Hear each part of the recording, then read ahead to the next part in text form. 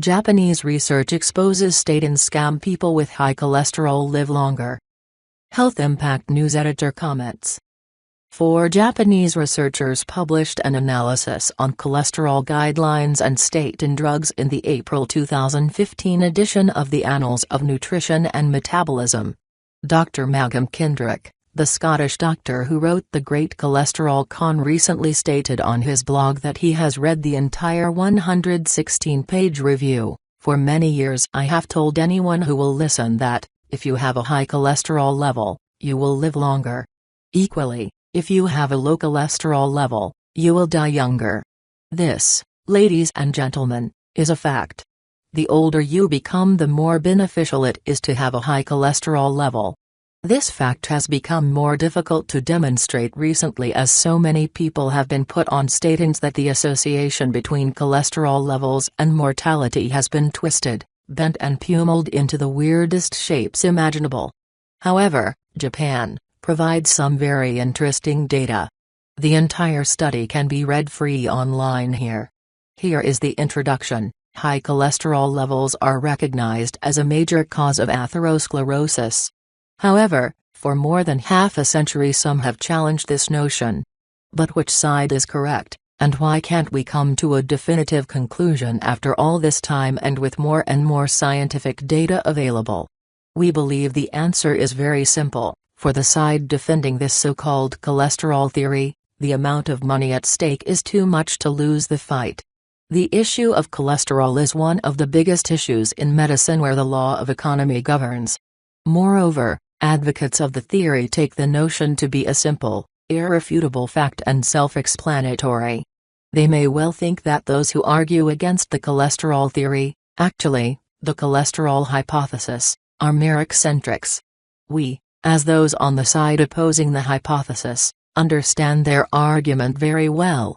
Indeed, the first author of this supplementary issue, Th. had been a very strong believer and advocate of the cholesterol hypothesis up until a couple of years after the Scandinavian simvastatin survival study, 4S, reported the benefits of statin therapy in The Lancet in 1994. To be honest with the readers, he used to persuade people with high cholesterol levels to take statins. He even gave a talk or two to general physicians promoting the benefits of statins. Terrible, unforgivable mistakes given what we came to know and clearly know now. In this supplementary issue, we explore the background to the cholesterol hypothesis utilizing data obtained mainly from Japan, the country where anti-cholesterol theory campaigns can be conducted more easily than in any other countries. But why is this? Is it because the Japanese researchers defending the hypothesis receive less support from pharmaceutical companies than researchers overseas do? Not at all. Because Japanese researchers are indolent and weak? No, of course not. Because the Japanese public is skeptical about the benefits of medical therapy? No, they generally accept everything physicians say. Unfortunately, this is also complicated by the fact that physicians don't have enough time to study the cholesterol issue by themselves, leaving them simply to accept the information provided by the pharmaceutical industry. Reading through this supplementary issue, it will become clear why Japan can be the starting point for the anti-cholesterol theory campaign. The relationship between all-cause mortality and serum cholesterol levels in Japan is a very interesting one. Mortality actually goes down with higher total or low-density lipoprotein, LDL, cholesterol levels, as reported by most Japanese epidemiological studies of the general population. This relationship cannot be observed as easily in other countries, except in elderly populations where the same relationship exists worldwide. The mortality from coronary heart disease in Japan has accounted for around just 7% of all-cause mortality for decades, a much lower rate than seen in Western countries.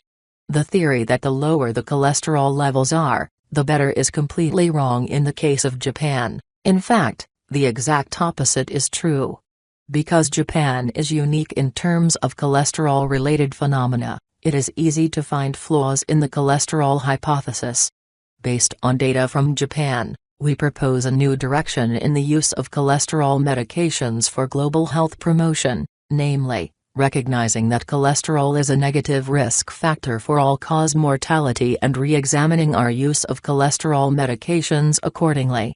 This, we believe, marks the starting point of a paradigm shift in not only how we understand the role cholesterol plays in health, but also how we provide cholesterol treatment. The guidelines for cholesterol are thus another area of great importance.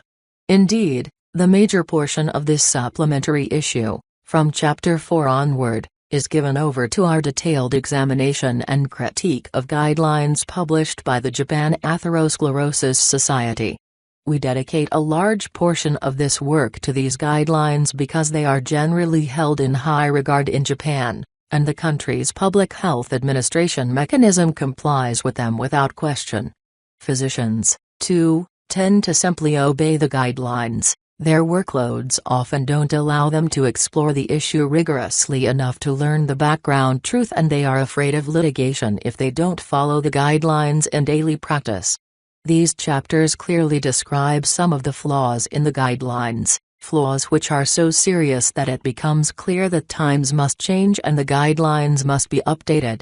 Our purpose in writing this supplementary issue is to help everyone understand the issue of cholesterol better than before, and we hope that we lay out the case for why a paradigm shift in cholesterol treatment is needed, and sooner rather than later.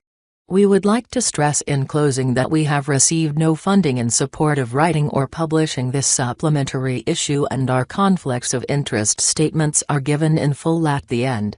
The Statin scam, don't let it ruin your health. The Statin scam has been exposed, but there are powerful sources at work in the medical system to keep it going. One of the best documentaries exposing the Statin scam and interviewing doctors in the industry who have exposed it was published in 2013 on ABC in Australia. The medical authorities were not successful in preventing it from being aired on TV, but they forced ABC to remove them from their website. We currently are using copies available on YouTube. Take some time to watch these important documentaries produced by medical doctors on the Statin drug scam, and be informed. Heart of the Matter Part 1, The Cholesterol Myth, Dietary Villains.